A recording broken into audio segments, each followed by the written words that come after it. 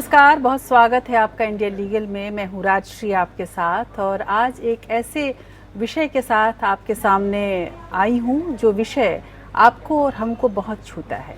कहा यह जाता है कि शायद ही भारत का कोई घर हो जो इस विषय से जुड़ा हुआ नहीं हो, यानी कि हम और आप सभी कानून से बंधे रहते हैं और कानून का पालन कराने की पहली जिम्मेदारी पुलिस की होती है और पुलिस इस तरह से समाज का एक अहम अंग बन जाती है। शासकीय प्रणाली का हिस्सा होते हुए भी पुलिस और जनता में वैसे एक दूरी सी हमेशा दिखती है। पुलिस के प्रति जो मानसिकता और नज़रिया आम लोगों में बनी रहती है, यहाँ तक कि फिल्मों में भी आप जिस तरह की पुलिस को देखते हैं वो कहीं ना कहीं पुलिस के कठोर रूप को दर्शाती है और बहुत हद तक पुलिस की जो वर्किंग रही है, जो कठोरता उनके अंदर रहती है, उसकी वजह से भी शायद इस तरह की छवि पुलिस की बनी रहती है। लेकिन पुलिस महकमे में बुनियादी बदलाव की ज़रूरत है जो उसमें संवेदना ही न दे बल्कि कार्य प्रणाली में भी पेशेवर तेवर लाए। हमने अभी तक तो कमियां देखी हैं कि पुलिस महकमे की कमियां क्या हैं, लेकिन पुलिस महकमे को किस तरह की चुनौतियों का सामना करना पड़ता है, किस तरह से वहाँ पर बुनियादी परिवर्तन की ज़रूरत है, किस तरह से ये परिवर्तन लाकर निष्पक्षता लाई जा सकती है, इस पर बहुत कम विचार हुए हैं। और इसके लिए वैसे देखा जाए तो पिछले एक दशक से ज़्यादा वक्त से मुहिम चल रही है, लेकिन अभी तक सरकार की तरफ से या उन तमाम संगठनों की तरफ से, उन तमाम संस्थाओं की तरफ से जहां पर जो इसमें परिवर्तन ला सकते हैं, वहां से अभी तक वैसी प्रतिक्रिया मिली नहीं। 22 सितंबर पुलिस सुधार दिवस के रूप में याद किया जाता रहा है क्योंकि 2006 में इसी तारीख को सुप्रीम कोर्ट ने पुलिस सुधार संबंधी अपना ऐतिहासिक फैसला दिया था। अब 14 वर्ष बीत गए हैं, लेकिन उस फैसले में दिए गए निर्देशों के अनुपालन के लिए संघर्ष आज तक चल रहा है। सुप्रीम कोर्ट के फैसले में स्पष्ट दिशा निर्देशों के 14 साल बाद भी पुलिस सुधारों को लागू नहीं किया जा सका। 22 सितंबर 2006 को सुप्रीम कोर्ट ने पुलिस सुधारों की जरूरत पर अपनी मुहर लगाई और राज्य सरकारों और राजनीतिक दलों की आनाकानी को देखते हुए 7 बेहद स्पष्ट निर्देश जारी किए थे। इसमें सुप्रीम कोर्ट ने इन निर्देशों को लागू कराने की निगरानी की जिम्मेदारी भी संभाली थी। इससे देश में पुलिस सुधार की उम्मीदों को बल तो बहुत मिला, लेकिन जमीनी स्तर पर देखा जाए तो काम कुछ खास नहीं हुआ। 14 सालों में धीरे धीरे तमाम उम्मीदें पानी में घुलती रहीं और उम्मीदें टूटती रहीं। सुप्रीम कोर्ट ने अपने फैसले में साफ कर दिया था कि राज्य सरकारों को पुलिस सुधारों को लागू करने के लिए अधिनियम बनाने होंगे और उसके बनने तक उसके निर्देश लागू रहेंगे और उसके पालन की निगरानी भी जारी रहेगी। 29 में से 17 राज्यों में ने अपने अधिनियम तो बना लिए, लेकिन अधिनियम बनाने का जो मूल उद्देश्य था कि सुप्रीम कोर्ट के निर्देश का पालन करना, वो मूल उद्देश्य उस तरह से नहीं उतरा, बल्कि उसकी निगरानी से बाहर निकलना इन राज्यों की कोशिश ज्यादा रही। राज्यों में अधिनियम बनाकर एक तरह से पुलिस प्रशासन की पुरानी जो परिपाटी थी, पुरानी जो पद्धति थी, उसको कानूनी जामा पहनाने का काम किया गया। जिन 12 राज्य सरकारों ने निर्देशों को लागू करने का शासनादेश निकाला, उनमें भी सुप्रीम कोर्ट के फैसले की मूल भावना को पूरी तरह से दरकिनार किया गया।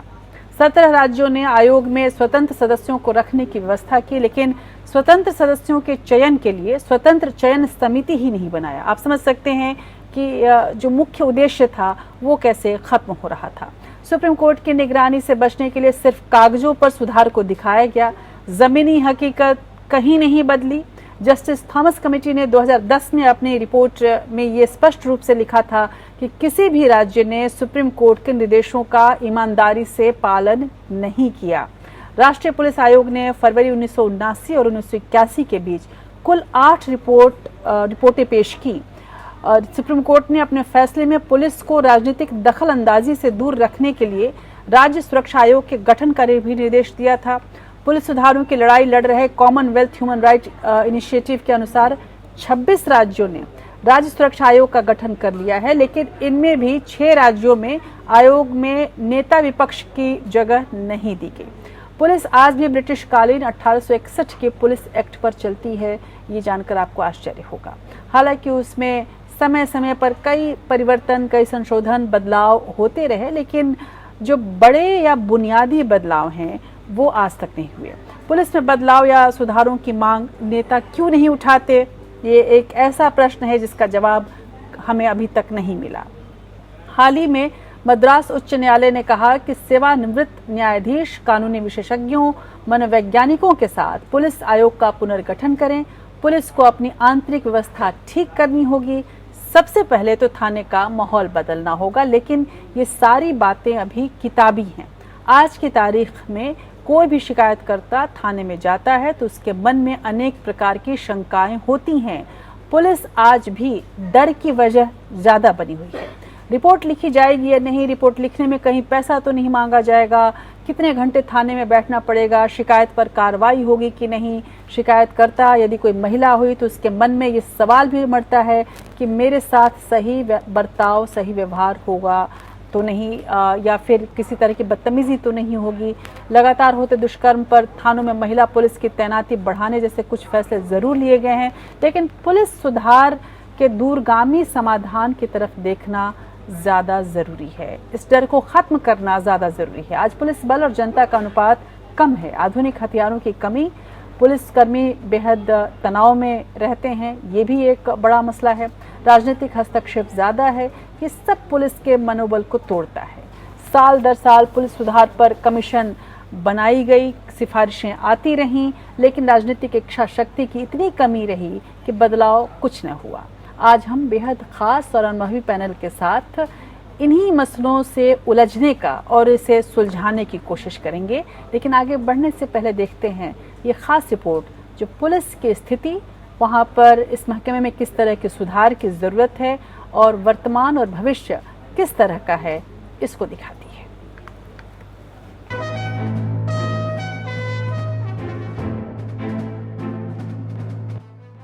मौजूदा पुलिस तंत्र में अनगिनत कमियां। पुलिस बल इस समय संगठन, बुनियादी ढांचे और परिवेश से लेकर बेकार हथियार और पुरानी खुफिया तकनीक और पुलिस कर्मियों की कमी के साथ ही भ्रष्टाचार जैसी समस्याओं से जूझ रहा है। पिछले वर्षों में राष्ट्रीय पुलिस आयोग ने पुलिस बल में सुधार के लिए कई सिफारिशें की हैं, लेकिन इन सिफारिशों को प्रभावी ढंग से लागू नहीं किया गया। 1996 में 2 सेवानिवृत्त पुलिस महानिदेशक प्रकाश सिंह और NK सिंह ने ये जानने के लिए एक जनहित याचिका दायर की कि क्या उन सिफारिशों को कभी लागू किया गया था। एक दशक बाद 2006 में कोर्ट ने अपना फैसला सुनाया, जिसे प्रकाश सिंह मामले के रूप में जाना जाता है। सुप्रीम कोर्ट ने आदेश दिया कि सुधार होना चाहिए। राज्यों और केंद्र शासित प्रदेशों को 7 बाध्यकारी निर्देशों का पालन करने के लिए कहा गया था, जो सुधारों के लिए अहम है। प्रकाश सिंह मामले पर सुप्रीम कोर्ट के सुझाव: राज्य राजनीतिक षड्यंत्र को सीमित करे, राज्य सुरक्षा आयोग का गठन हो, डीजीपी की नियुक्ति पारदर्शक तरीके से मेरिट के आधार पर हो, डीजीपी की नियुक्ति कम से कम 2 साल के लिए हो, अहम केसों पर काम कर रहे पुलिस अधिकारी कम से कम 2 साल तक पद पर रहें, जांच और कानून व्यवस्था बनाए रखने के कार्यों को अलग रखें, पुलिस स्थापना बोर्ड की स्थापना हो, स्थानांतरण, पोस्टिंग, पदोन्नति पर फैसला लेने और सिफारिश के लिए एक पुलिस स्थापना बोर्ड की स्थापना हो, प्रत्येक राज्य में एक पुलिस शिकायत प्राधिकरण स्थापित, राष्ट्रीय सुरक्षा आयोग की स्थापना हो, कम से कम 2 साल के कार्यकाल के साथ केंद्रीय पुलिस संगठन के प्रमुखों के चयन और नियुक्ति के लिए एक पैनल तैयार करने के लिए संघ पर राष्ट्रीय सुरक्षा आयोग की स्थापना आवश्यकता है। अदालत ने भी लगातार पुलिस की कार्रवाई पर सवाल उठाया। हाल के दिनों में इस केस पर न्यायपालिका ने पुलिस पर सख्त टिप्पणियां की। सुप्रीम कोर्ट ने पुलिस की तरफ से देशद्रोह कानून 124A के तहत नियमित हुई की गिरफ्तारी को लेकर चिंता व्यक्त की। 26 अगस्त 2001 CJI रमन्ना ने देशद्रोह जैसे मामले दर्ज करने को परेशान करने वाला चलन बताया है। CJI रमन्ना ने पुलिस फोर्स के राजनीतिकरण पर चिंता जताई। 8 सितंबर 2021 अदालत ने दिल्ली दंगे मामले में पुलिस की जांच किए बिना ही अतिरिक्त आरोप पत्र दायर करने पर नाराजगी जाहिर की है। जाहिर है कि पुलिस महकमे में बदलाव की सख्त जरूरत है। सिफारिशें तो काफी है, लेकिन शायद इच्छा शक्ति की कमी है। Bureau report. तो हमारे साथ इसी मसले पर बेहद खास पैनल जुड़ रहा है। हमारे साथ प्रकाश सिंह जी जुड़े हुए हैं, पूर्व डीजीपी उत्तर प्रदेश की, और जिन्होंने पुलिस रिफॉर्म पर सबसे ज़्यादा काम किया है, जिनको एक तरह से अग्रदूत माना जाता है पुलिस रिफॉर्म के तमाम मसलों को सबके सामने लाने में। और हमारे साथ जीके पिल्लई जुड़े हैं, पूर्व गृह सचिव हैं। हमारे साथ जस्टिस भंवर सिंह, पूर्व जज इलाहाबाद हाई कोर्ट के जुड़े हैं। बहुत बहुत शुक्रिया आप सबों का मेरे साथ जुड़ने के लिए। सबसे पहले प्रकाश सिंह जी, मैं आपके पास आना चाहूँगी।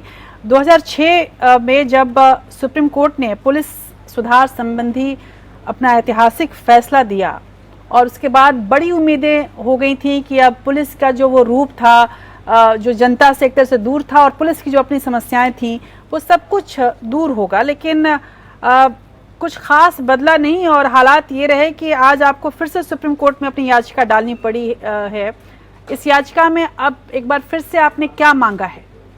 देखिए, 2006 में सुप्रीम कोर्ट द्वारा विस्तृत निर्देश जारी किए गए थे सभी राज्य सरकारों को। 6 निर्देश थे उसमें।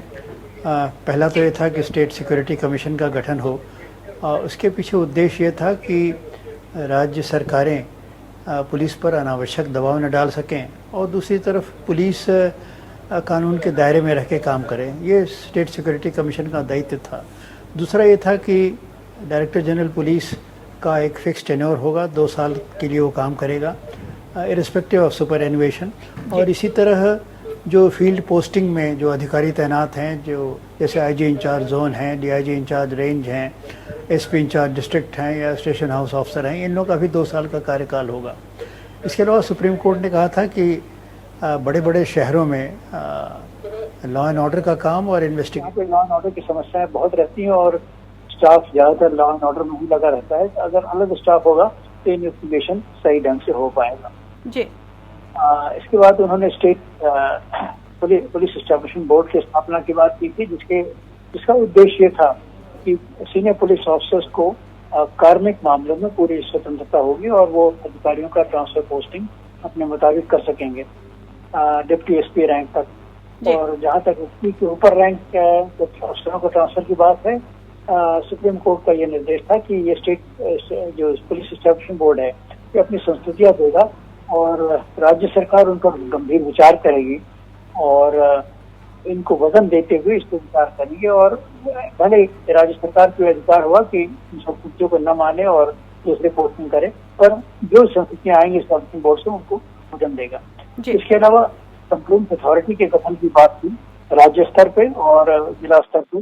राज्य स्तर पे कंप्लेंट अथॉरिटी किसी रिटायर्ड सुप्रीम कोर्ट या हाई कोर्ट जज के सभापति मतलब उनके चेयरमैनशिप में होगी और डिस्ट्रिक्ट लेवल पे ये कोई रिटायर्ड डिस्ट्रिक्ट एडमिनिस्ट्रेशन जज होंगे। उद्देश्य ये था कि जो राज्य स्तर पे बोर्ड है ये और उसके ऊपर के अधिकारियों के विरुद्ध कोई गंभीर शिकायतें होंगी उनकी जांच करेगा और जो जिला स्तर पे हों वो अब डिप्टी एसपी के रैंक तक, सिपाही से डिप्टी एसपी के रैंक तक के अधिकारियों के विरुद्ध गंभीर शिकायतों की जांच करेगा। इन सारे का उद्देश्य था कि पुलिस की अकाउंटेबिलिटी बढ़नी चाहिए और अगर पुलिस द्वारा कोई गलती होती है तो उनकी जिम्मेदारी तय करके उन्हें यथोचित दंड दिया जाएगा। ये सारे 6 निर्देश थे राज्य पुलिस के लिए और हम लोगों ने ये समझा था एक नए अध्याय का सूत्रपात होगा और पुलिस अब पीपल फ्रेंडली पुलिस हो जाएगी और लोगों को पुलिस से जो बहुत सारी शिकायतें होती हैं, बहुत सारी निराशा होती है, वो धीरे धीरे कम होती जाएगी, ऐसी हम लोग को उम्मीद थी। परंतु हमने ये देखा कि जैसे जैसे समय बीतता गया राज्य सरकारों ने तरह तरह के हथकंडे अपनाए ताकि उनको ये जो सुप्रीम कोर्ट के निर्देश है उनका अनुपालन न करना पड़े। सुप्रीम कोर्ट के आदेश में एक खास बात थी, उन्होंने ये लिखा था कि यह निर्देश तभी तक लागू होंगे जब तक कि राज्य सरकारें या केंद्र सरकार अलग से कोई पुलिस अधिनियम नहीं बनाने। अब कुछ राज्य सरकारों ने ये जो बात लिखी थी सुप्रीम कोर्ट के फैसले में इसका लाभ उठाते हुए उन्होंने क्या कि जल्दी से कानून बना लिया और कानून बनाने के पीछे उनका मतलब वास्तव में ठीक ये था कि जब हम कानून बना लेंगे तो सुप्रीम कोर्ट के पर्यवेक्षण से, सुपरविजन से हम बाहर, क्योंकि सुप्रीम कोर्ट ने कहा था कि ये निर्देश तभी तक लागू होंगे जब तक कि राज्य सरकारें अपना कानून नहीं बना लेती। तो उनका हमने कानून बना लिया और अब हम आपके पर्यवेक्षण से, आपके सुपरविजन से बाहर होंगे। बिल्कुल।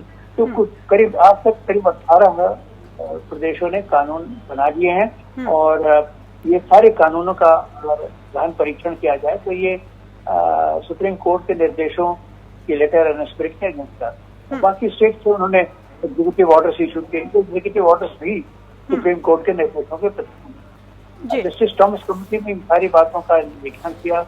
हम लोगों की संस्कृति को 2 साल तक वो कमेटी काम करती रही और अंत में उन्होंने ये पाया, उन्होंने अपने रिपोर्ट में लिखा कि उन्होंने कहा total indifference states to the issue of police reform. मतलब उन्होंने ये पाया कि हमें बड़ी गंभीर निराशा है इस बात की कि हर राज्य में सुधारों के प्रति उदासीनता है। ये जस्टिस थॉमस कमेटी ने 2010 अपना निर्णय दिया। तो ये स्थिति चलती जा रही है और सुप्रीम कोर्ट समय समय पे मॉनिटरिंग कर रही है, पर मॉनिटरिंग भी कभी चीफ जस्टिस साहिबान जो इसकी तरफ ज्यादा प्रतिबद्ध रहते हैं तो थोड़ा जोर पकड़ता है और पिछले 2.5 साल से तो कुछ भी नहीं हुआ है, कोई तारीख भी नहीं पड़ी है। हाँ। और बीच में खैर पैंडेमिक भी था, वो भी कारण था, पर 2-2.5 साल से इस मामले में कोई प्रगति नहीं हुई है, न कोई हुई है। हमने कोई नई याचिका नहीं डाली है जैसा कि आपने कहा है। हाँ। हमने एक दरखास्त डाली है for early listing of the case, for urgent hearing of the case, उसके लिए हमने दरखास्त डाली है और उसके जवाब में तो सुप्रीम कोर्ट ने ये कहा है कि ठीक है, अक्टूबर के महीने में इस मुकदमे की फिर से तारीख लगेगी और हम लोग फिर से समीक्षा करेंगे कि इस मामले में आगे क्या कार्रवाई होगी। चलिए, उम्मीद तो है, लेकिन जी आज की तारीख में यही वस्तु स्थिति है कि मतलब मामला खटाई में है। सुधार की कंप्लायंस जो होनी चाहिए तो वो राज्य सरकारें नहीं कर रही हैं। मॉनिटरिंग बीच में थम गई थी, परंतु अक्टूबर में ये आशा हमें दिलाई गई है कि केस फिर से लिस्ट होगा और इस पर अग्रिम कार्रवाई। चलिए, उम्मीद तो है, लेकिन जी.के. पहले साहब, अगर इस पूरे मामले को देखा जाए तो सुप्रीम कोर्ट के फैसले के बावजूद जिस तरह की स्थितियां हैं, जैसा कि प्रकाश सिंह जी ने बताया कि बहुत हद तक माहौल नहीं बदला, बहुत हद तक स्थिति नहीं बदली, बल्कि इस पूरे जो सुप्रीम कोर्ट का जो दिशा निर्देश आया उससे खेलने की कोशिश शुरू हो गई। न तो पुलिस सुधार हुआ और न ही केंद्रीय कानून में कोई सुधार हुआ। गृह मंत्रालय की यदि हम बात करें तो दिल्ली सरकार में मतलब काफ़ी सारी बैठकें हुई, अब लेकिन अभी तक दिल्ली पुलिस बल को भी अंतिम रूप नहीं दिया गया है। अन्य राज्यों के पुलिस कानून बिलों का भी कुछ यही हाल है, जैसा कि प्रकाश सिंह जी ने भी बताया। अब इस पूरे मामले को अगर MHA के हिसाब से देखा जाए, गृह मंत्रालय के नज़रिए से देखा जाए, तो किस तरह से देखा जा सकता है, क्योंकि पुलिस का पूरा महकमा सीधे तौर पर गृह मंत्रालय के अंतर्गत आता है। किसी पॉलिटिकल पार्टी को या गवर्नमेंट इन पावर को किसी को पुलिस रिफॉर्म्स के ऊपर विश्वास नहीं है, क्योंकि सबके ऐसा विचार है कि पुलिस से उनका पॉलिटिकल पावर में रहने के लिए जो कुछ कर सकते हैं उसे पुलिस इस्तेमाल करे। इसीलिए लिप सर्विस देते हैं, सुप्रीम कोर्ट में भी एफिडेविट्स फाइल करते हैं पुलिस रिफॉर्म्स के ऊपर, हम लोग सब है, but police is an instrument used by the state government and central governments to keep themselves in power. ये बदलने तक पुलिस रिफॉर्म आगे नहीं जाएंगे। जस्टिस भंवर सिंह के पास। जस्टिस भंवर सिंह, जो मेरा सवाल है वो पुलिस रिफॉर्म की जो हम लोग बात कर रहे हैं, इस पूरे मामले में जो कोर्ट के जो डायरेक्शंस हैं उसको आप कैसे देखते हैं, खासकर उस संदर्भ में जब 12 राज्यों ने कहा कि ठीक है, हमने इन निर्देशों को पालन करने के लिए शासनादेश लाया, लेकिन ये सारे शासनादेश कुछ ऐसे थे जिसमें सुप्रीम कोर्ट की निगरानी से कैसे बचा जा सके। जो पॉलिटिकल पार्टीज हैं उनकी स्थितियां हम देख रहे हैं। अब ऐसे में जो एक तरह से हठधर्मिता है, कि उनकी एक एरोगेंस है, उसको कोर्ट कैसे लेगी, और ऐसे में कोर्ट के पास ऑप्शंस क्या रहते हैं, विकल्प क्या रहते हैं? जी देखिए, कोर्ट के सामने तो एक बहुत अच्छा विकल्प होता है और वो है कंटेम्प्ट ऑफ कोर्ट में जो ऑफिसर्स हैं या जो भी गवर्नमेंट के जिनको इम्प्लीमेंटेशन की जिम्मेदारी दी जाती है जी। उनको कंटेम्प्ट में टैकल किया जा सकता है। मगर ये एक कोई डेमोक्रेटिक व्यवस्था में सजा दे देना भी खासतौर से हाई ब्यूरोक्रेसी को वो बहुत अच्छी बात नहीं है। तो कोर्ट इंसिस्ट ही करता रहता है कि साहब आप हमारे दिशा निर्देशों को इम्प्लीमेंट कर दिए, मगर नहीं करते हैं तो उसका एक कारण बहुत खास वजह है, और वो ये है कि कोई भी गवर्नमेंट नहीं चाहती है कि हम पुलिस को इंडिपेंडेंट बना के स्वतंत्र प्रभार उनको देकर अपनी पावर को कम कर लें। सारी सरकारें ये चाहती हैं कि पुलिस हमारी जो है चंगुल में रहें, हमारे कहने के मुताबिक चलें जी। और तो और इन्वेस्टिगेशन में इंटरफियर करते हैं। ये एक अव्यवस्था है, और गवर्नमेंट को ये चाहिए कि लार्जर इंटरेस्ट में क्या है, पब्लिक के लार्जर इंटरेस्ट में है कि अच्छी पुलिस व्यवस्था हो और उसके लिए इंफ्रास्ट्रक्चर बेहतर हो, आधुनिकीकरण हो, और जो है कंप्यूटर प्रणाली सारे पुलिस स्टेशन में आए, उसमें ऑनलाइन सबको ट्रेनिंग दी जाए। हमारे यहाँ आज भी जो है इंस्पेक्टर्स जो हैं 2-4 ही एक पुलिस स्टेशन पे एक पुलिस इंस्पेक्टर यदि कंप्यूटर और साइबर के मामलों को जानता है, उन्हें पहचानता है, उनकी इन्वेस्टिगेशन कर सकता है, तो बहुत बड़ी बात समझिए। नहीं तो क्या है कि जो कंप्यूटर नोइंग क्लार्क्स हैं उनकी हेल्प लेनी पड़ती है। वो कितना बताते हैं, कितना पुलिस वाले करते हैं, इस पे डिपेंड करता है। हमारा इंफ्रास्ट्रक्चर खराब है, हमारे यहाँ प्रॉपर बिल्डिंग्स नहीं है, प्रॉपर फर्नीचर नहीं है, पुलिस का जगह जगह बिहेवियर भी काउंट करता है जो अच्छा नहीं माना जाता है, पुलिस अक्सर करती है। और महिला थाने अलग बना दिए गए हैं, बहुत अच्छी बात है, अलग में भी कोई नुकसान नहीं है, मगर कायदे में ये होना चाहिए बाहर के विदेशों में कहीं अलग थाने नहीं होते महिलाओं के। उसी एक ही स्टेशन पे 50-50%, 50 मेल्स 50 फीमेल्स पुलिस इंस्पेक्टर्स हों, पुलिस अधिकारी हों, उसी तरीके से सारा का सारा जो अमला है वो 50-50 हो, तो उससे जो है महिलाओं में भी जो है एक विश्वास जगेगा कि भाई हम अगर किसी भी वक्त जाके पुलिस में कंप्लेंट कराते हैं तो हमें कोई डर नहीं है जी। तो इस तरह का अरेंजमेंट सारा गवर्नमेंट को करना है, मगर गवर्नमेंट के पास कहीं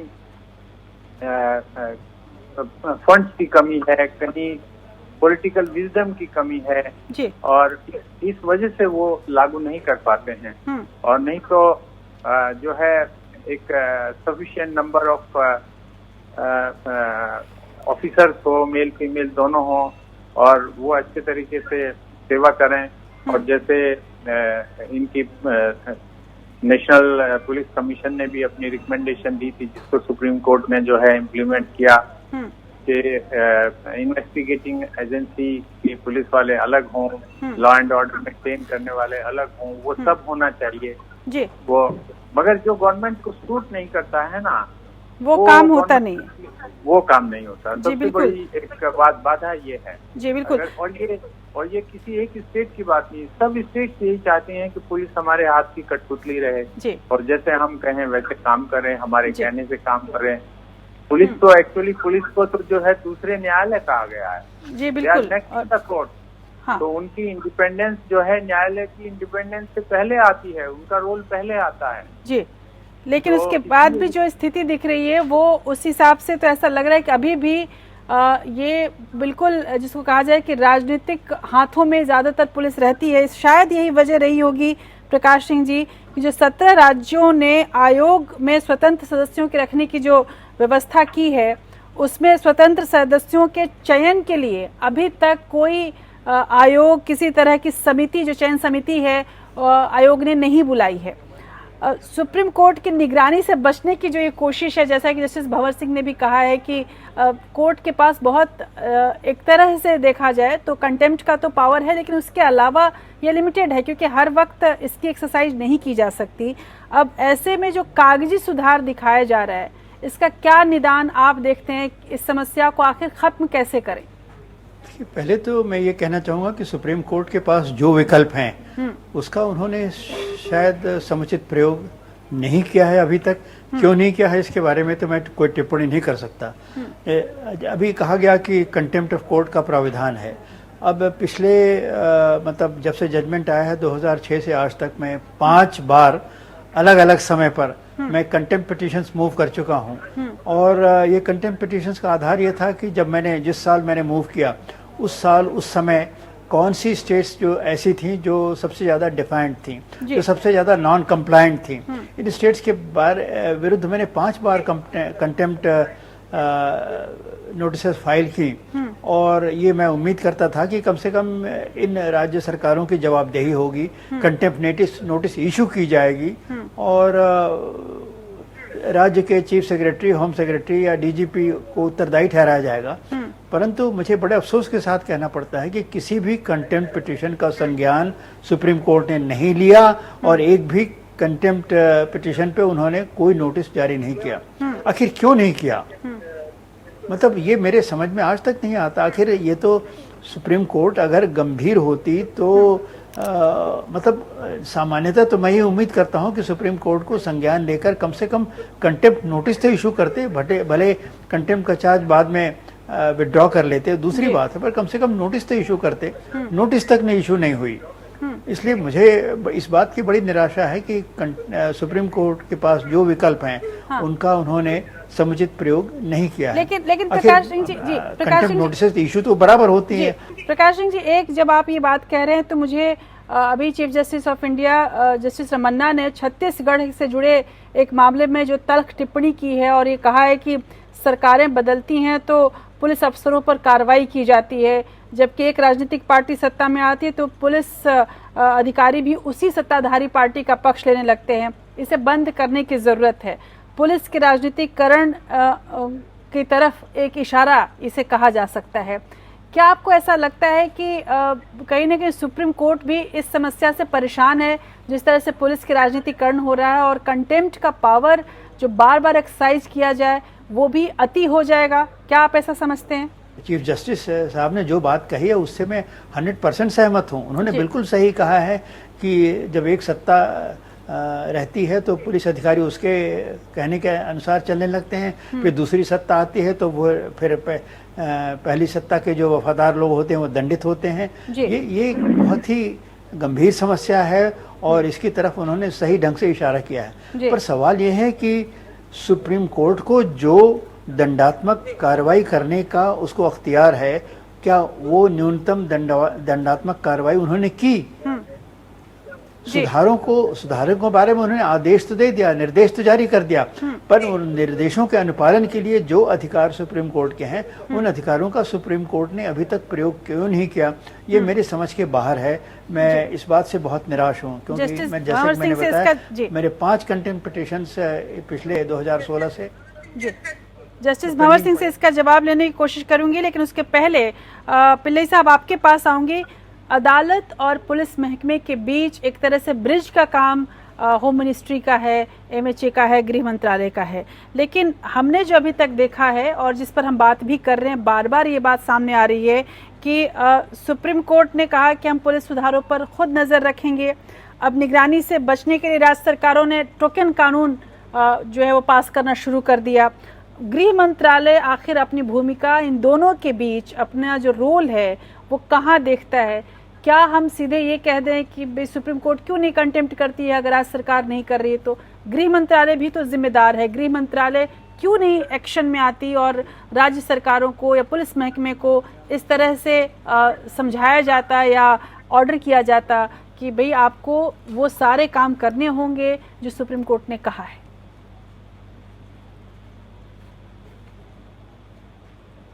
पुलिस और law and order state subjects है जी, कंप्लीटली स्टेट सब्जेक्ट्स है, सेंट्रल का नहीं है। तो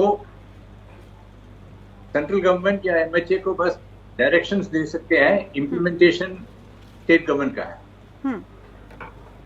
मैं प्रकाश सिंह जी की सहमत हूं कि एक केस में सुप्रीम कोर्ट एक डीजीपी और एक स्टेट होम सेक्रेटरी को 1 महीना जेल भेज दे, उसके बाद कोई डीजीपी या कोई होम सेक्रेटरी ये पुलिस रिफॉर्म्स के जो रिकमेंडेशंस दिया है उन्हें उल्लंघन नहीं करेंगे।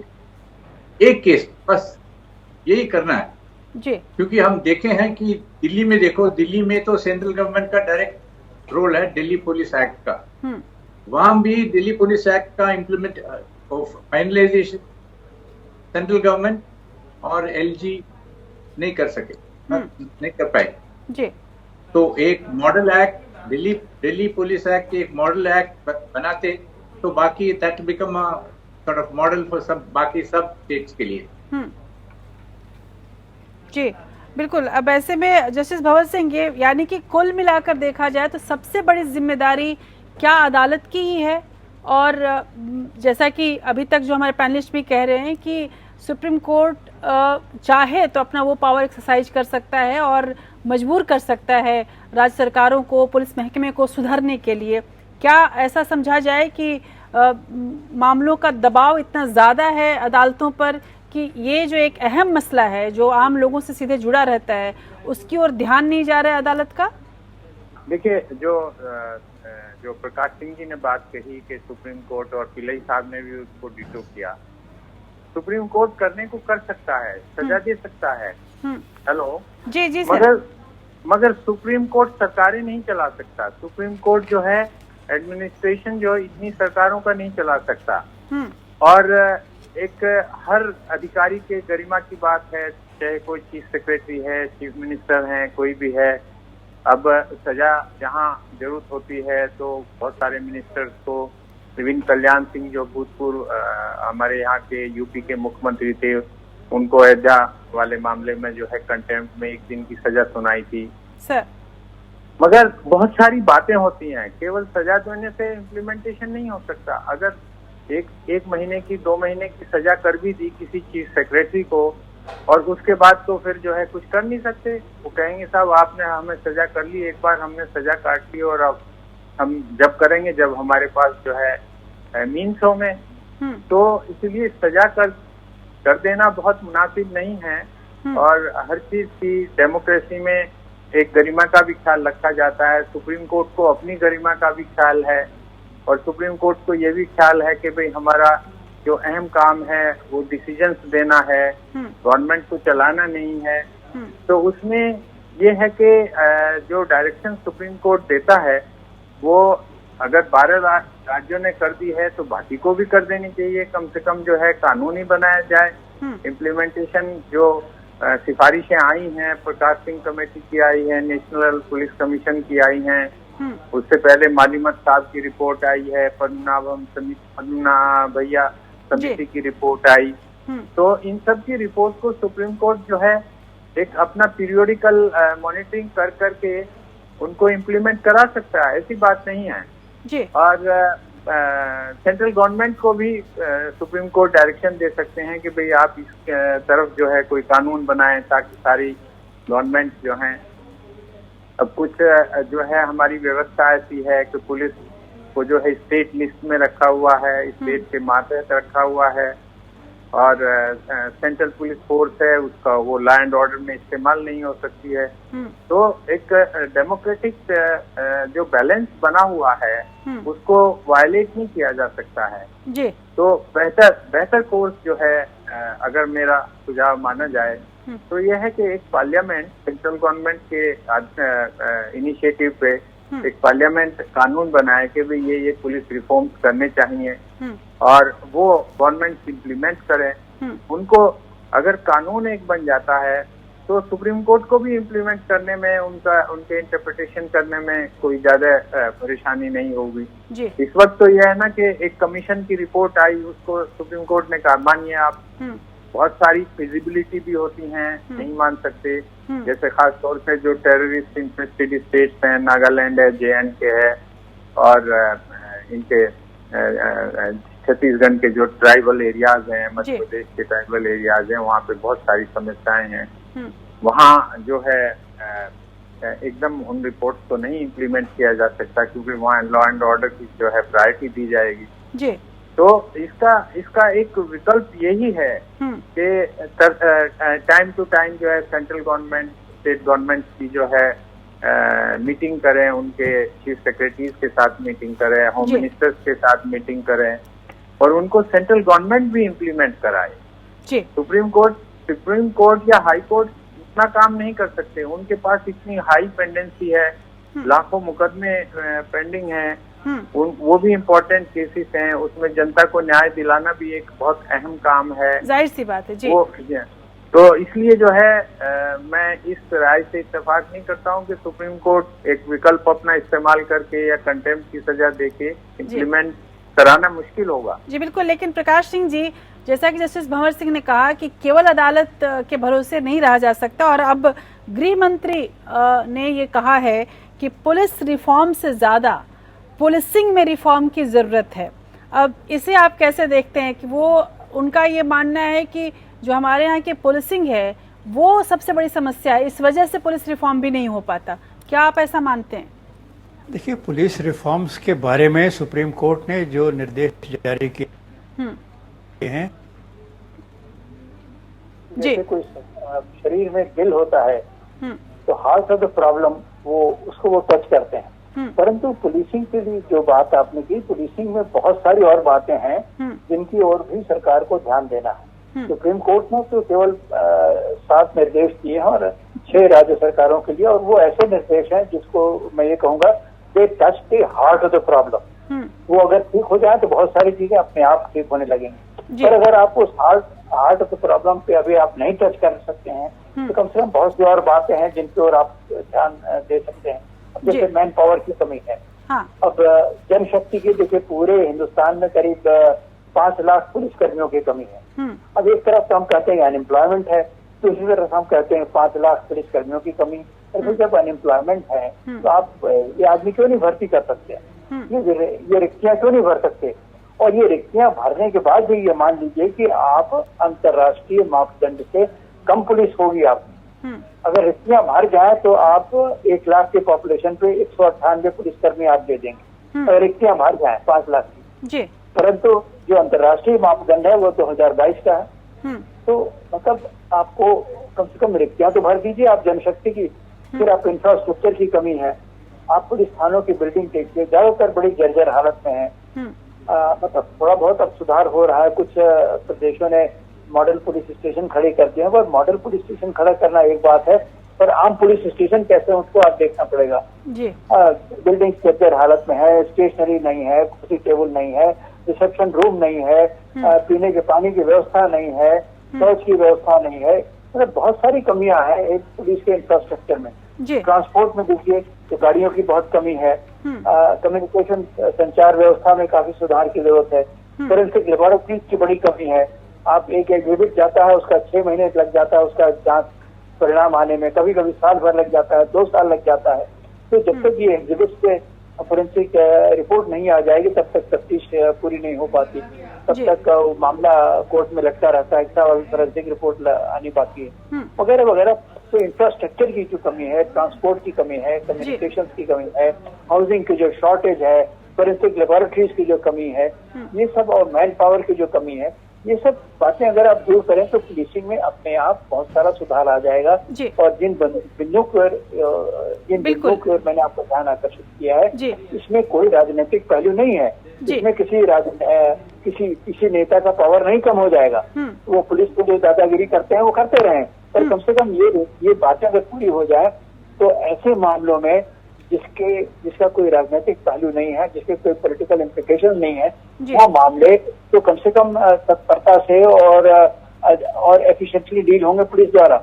हाँ, जब किसी चीफ मिनिस्टर का मामला होगा, किसी और केंद्रीय मंत्री का मामला होगा, तब तो पुलिस ठीक से काम नहीं कर पाएगी। और जब एक साधारण आदमी का मामला होगा तब तो पुलिस अपना काम कम से कम कर पाएगी। तो ये जो पुलिसिंग से संबंधित जो समस्याएं हैं और जो पुलिस में बहुत सारी कमियां हैं, इन कमियों को अगर दूर कर दिया जाए तो भी पुलिस में काफी सुधार हो जाएगा। जी बिल्कुल पिल्लई साहब, यहाँ पर गृह मंत्रालय की भूमिका आ जाती है। जो हम लोग कमियों की बात कर रहे हैं, खासकर मॉडर्नाइजेशन की बात कर रहे हैं, जो इंफ्रास्ट्रक्चर की कमी है पुलिस में, उसके लिए नोडल संस्था एक तरह से गृह मंत्रालय ही है पुलिस के लिए। लेकिन अभी तक जो उसकी जो हम लोग वित्तीय सहायता और टेक्नोलॉजी की बात करें तो उसमें भी इतनी ज़्यादा कमी है कि पुलिस तक पहुंच ही नहीं पाती, और मजबूरन ये कहना पड़ता है कि पुलिस अभी भी हमारी ब्रिटिश काल में जी रही है।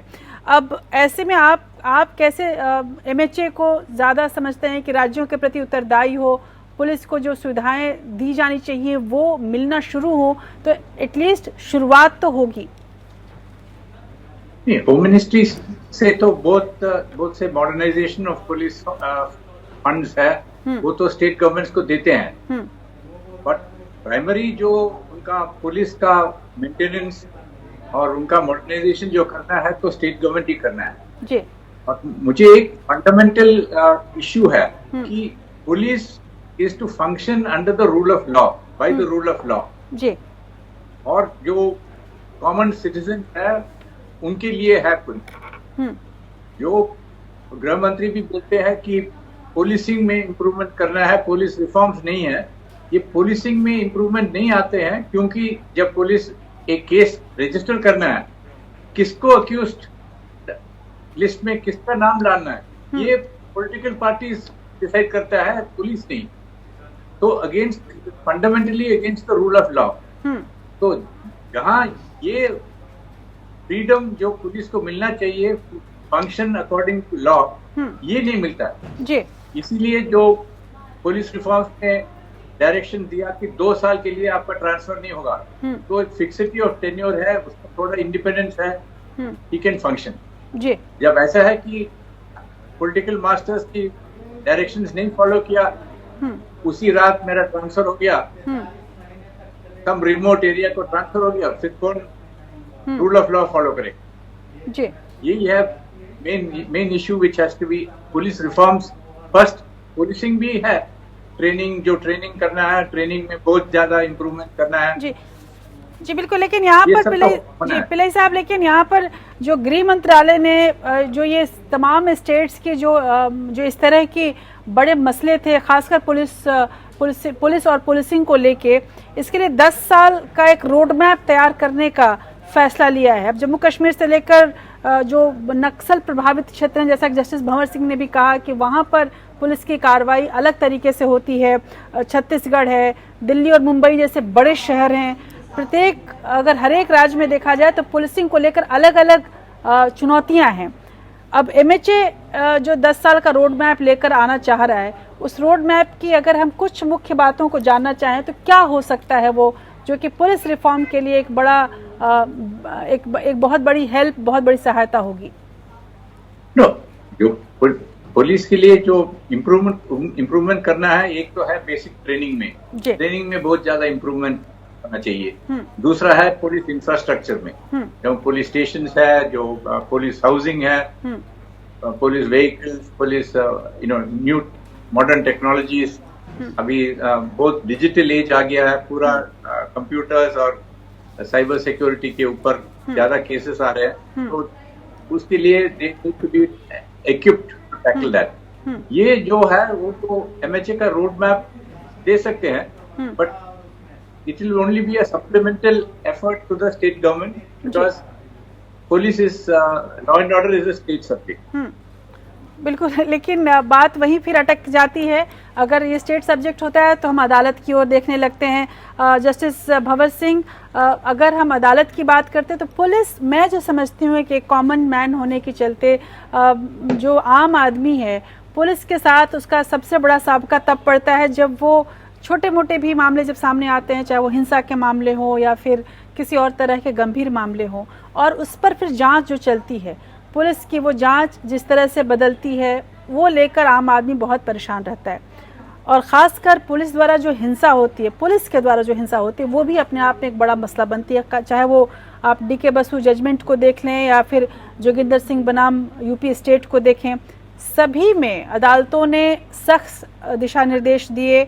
नए कानून को बनाने के लिए एक तरह से जवाबदेही के लिए एक मजबूत सेटअप तैयार करना और शिकायतों के लिए एक खास तरह का इस्टेब्लिशमेंट तैयार करना, इसकी कोशिश की गई या इस पर निर्देश दिए गए। लेकिन इन तमाम बातों के बावजूद राज्य सरकारों ने इस पर सही तरीके से अमल नहीं किया या बिल्कुल नहीं किया। अब अगर ऐसे में जब न्यायपालिका के आदेशों पर अमल न हो, पुलिस की व्यवस्था जो अभी तक है उसी व्यवस्था में यदि रहकर देखा जाए, तो आखिर क्या ऐसा किया जाए जिसके सामने जो राज्य सरकारें हैं वो मजबूर हो और चीज़ों को सुधारने में हमें आसानी हो। वो केवल 10 साल का रोड मैप या 20 साल का कार्यक्रम लेकर हम न रह जाए। देखिए, कोर्ट अपना काम एक सीमा तक कर सकते हैं, उसके आगे नहीं जा सकते। और इसमें सेंट्रल गवर्नमेंट को और स्टेट गवर्नमेंट के कोलैबोरेशन में ही एक विकल्प तैयार किया जा सकता है। और जैसे आपने कहा कि एक रोड मैप 10 साल का तैयार किया जाए पहले, या 5 साल का किया जाए, और उसमें इलेबोरेट इम्प्रूवमेंट्स की जरूरत है। जैसे हमारे यहाँ जो आईपीएस के पुलिस ऑफिसर्स आते हैं वो काफी इंटेलिजेंट भी होते हैं, बड़े एक अच्छे कंपटीशन के बाद आते हैं। They are capable person. Likewise जो डीसी पी रैंक के या जो डिप्टी कमांडेंट्स होते हैं या प्रोविंशियल पुलिस के ऑफिसर्स होते हैं, वो भी कुछ हद तक अच्छे कॉम्पिटेंट होते हैं। मगर जो इंस्पेक्टर्स एंड बिलो रैंक्स के ऑफिसर्स होते हैं, they are not competent enough. उनका जो है एक जैसा कहना चाहिए, उस स्तर के पुलिस विभाग का बहुत ही नवीनीकरण करने की जरूरत है। उनकी जो है कॉम्पिटेंस के लिए उनको अच्छी ट्रेनिंग दी जाए, उनकी एजुकेशनल क्वालिफिकेशंस हैं वो हायर की जाएं, और even a police constable should be a law graduate at least. सारे जितने भी पुलिस के ऑफिसर्स हैं, इंस्पेक्टर्स हैं, सबके लिए लॉ की नॉलेज होना बहुत जरूरी है। जब एक ट्रेनिंग इंस्टीट्यूट में 1 या 2 साल की ट्रेनिंग मुरादाबाद या दूसरी जगहों पे होती है, तो वहाँ पे केवल उनको आईपीसी पढ़ा दिया जाता है। आईपीसी के भी कुछ थोड़े से हिस्से ऐसे ही सीआरपीसी और एविडेंस के, उससे काम नहीं चलता है। उनको पूरी लॉ की नॉलेज होनी चाहिए, उनके अंदर एक जिम्मेदारी की भावना इंफ्यूज करनी चाहिए, और वो तब हो सकती है जब वो अच्छे पढ़े लिखे हों, उनकी क्वालिफिकेशंस अच्छी हों, उनका स्तर गवर्नमेंट को चाहिए ऊंचा उठाया जाए। अब कांस्टेबल्स की भर्ती आज की डेट में मुझे नहीं मालूम है, मगर एक टाइम था जब इवन हाई स्कूल पास होना जरूरी नहीं था, और इंस्पेक्टर्स के लिए मात्र इंटरमीडिएट क्वालिफिकेशन थी। नहीं, इस वक्त तो सबको, क्योंकि पुलिस का तो एक कांस्टेबल भी बहुत पावरफुल होता है, उसकी बहुत पावर्स होती हैं। वो पुलिस ऑफिसर किसी को अरेस्ट कर सकता है। लाइकवाइज जो है उसको भेजा जाता है तामील करने के लिए, उसकी अपनी एक जिम्मेदारी होती है। तो इसलिए उनको सबको कैपेबल बनाना होगा। और जब तक पुलिस स्टेशन के स्तर के लोगों का लेवल नहीं बढ़ेगा, जब तक उनकी योग्यताएं नहीं बढ़ेगी, जब तक उनके पास अच्छे आधुनिक हथियार नहीं होंगे, आधुनिक ट्रेनिंग नहीं होगी, आधुनिक इंफ्रास्ट्रक्चर नहीं होगा, बिल्कुल, तब तक जो है ये इम्प्रूवमेंट होना मुश्किल नहीं है। महज आयोग बनाने से, सुप्रीम कोर्ट के डायरेक्शन देने से कोई काम नहीं होने वाला। जब तक एक बिल्कुल जिसे कहते हैं रिनोवेशन ना हो जाए, इस डिपार्टमेंट का एकदम रिनोवेशन होना चाहिए। बिल्कुल।